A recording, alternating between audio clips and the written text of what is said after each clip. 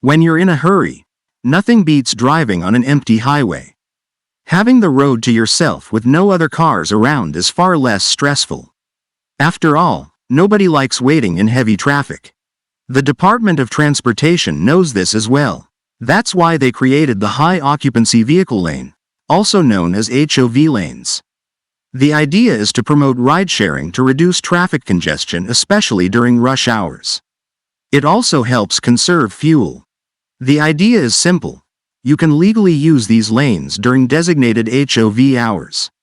But only if you have at least one other person in the vehicle. And while there are some exceptions, these rules are strictly enforced. Still, there are plenty of people willing to risk getting caught if it means avoiding heavy traffic. Some drivers will brazenly pull into the HOV lane and gamble that the cops won't see them. Others are a bit more creative in using mannequins as fake passengers. Drivers can usually get away with it if they don't draw undue attention to themselves. Take the guy in Brea, California.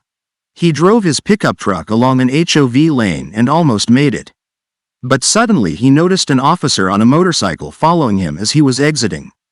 The officer pulled up next to the truck to warn him about being more careful when changing lanes. That's when the officer noticed something odd. The stiff passenger in the man's vehicle was actually a female mannequin dressed in a hoodie. As you can clearly see upon closer inspection, this wouldn't fool anyone. The officer then took a photo of the mannequin and posted the image to the Brea Police Department's Twitter page.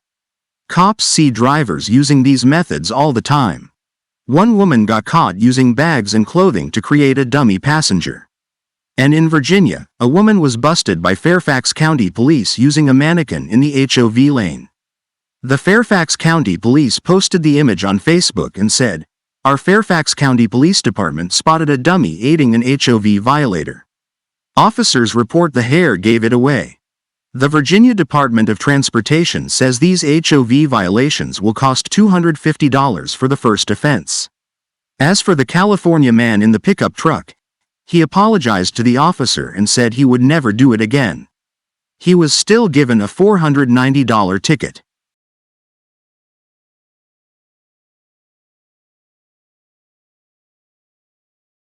Perhaps you've heard of the famous Subway diet of the early 2000s.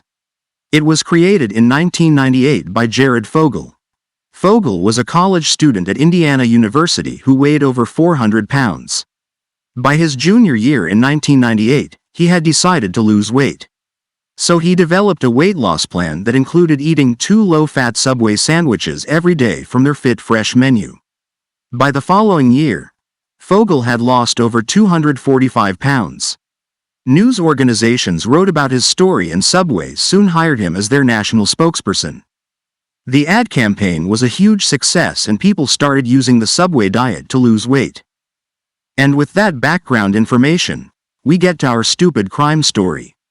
Police in Hueytown, Alabama were searching for a man who had robbed 4 Subway restaurants over 4 days. He was seen on surveillance video showing a weapon and forcing employees to open the cash register. After police released the video, the tips started coming in. He was finally arrested while shopping in Walmart after someone recognized him from the video. He was even wearing the same clothes and shoes seen in the video. The suspect later told police that he was seeking revenge against Subway. He had tried their Subway diet, but apparently it didn't work for him. According to police, after buying so many Subway sandwiches and still not losing any weight, he felt like he should get his money back, so he decided to rob them. Well, that makes perfect sense, doesn't it? Apparently he didn't read the fine print included in those Subway ads. Jared Fogle had made it clear that he not only focused on low-fat Subway sandwiches. He also maintained a healthy lifestyle that included a lot of walking to help burn calories. Police officers probably couldn't stop laughing as they took the suspect to Jefferson County Jail. His bond was set at $250,000. It's also a good bet that he'll lose plenty of weight while he's locked up.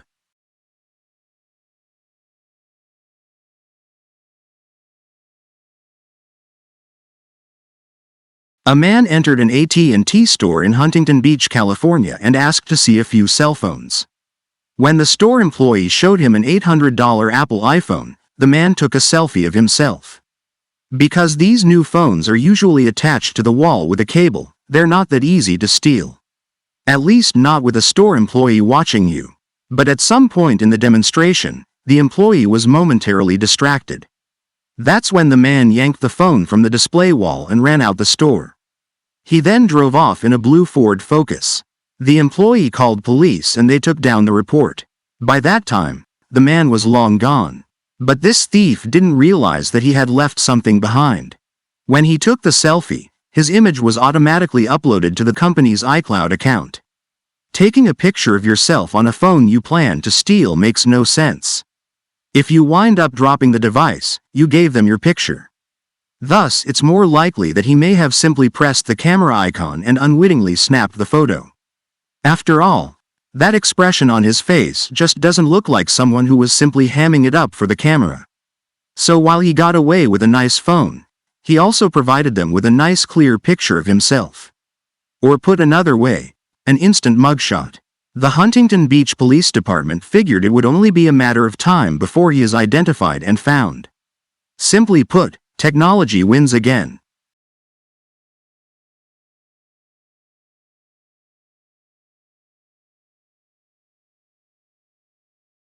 Police in Buffalo, New York stopped a woman who was driving without a front license plate. In the state of New York, cars are required to have front and rear plates. So as far as the police were concerned, the woman was already in violation of the law. But when the officer checked the rear bumper, he noticed something odd about that tag. It didn't look like the official New York plate. Instead, this is what he saw. This is clearly a fake license tag made from cardboard. It also has obvious design errors. However, we have to marvel at the effort she put into making it. But in addition to not having a valid license plate, she was also operating the vehicle with a suspended registration and no insurance.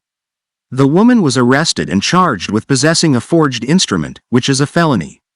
She also faced a misdemeanor count of operating a vehicle with a suspended registration and 3 vehicle and traffic infractions.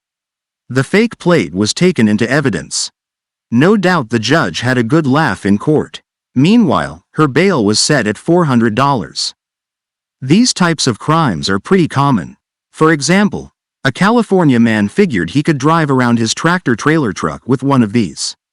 And there are so many things wrong with this tag.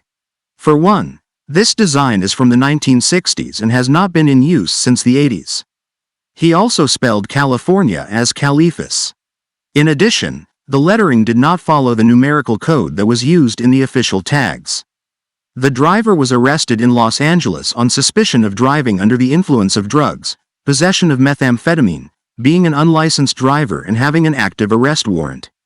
So instead of keeping a low profile, this idiot drove around with a tag that basically said, "Hey, I'm breaking the law." That is a special kind of stupid. And if you think this only happens in the US, guess again. Here is an official tag from Victoria, Australia. And here is what one motorist attempted to use. Australian police said, on a scale of 1 to 10, he gets an 8 for his coloring ability. But they only gave him a 2 for his spelling. They said they also gave him an additional charge to appear in court. Clearly, law enforcement enjoys this stuff just as much as the rest of us.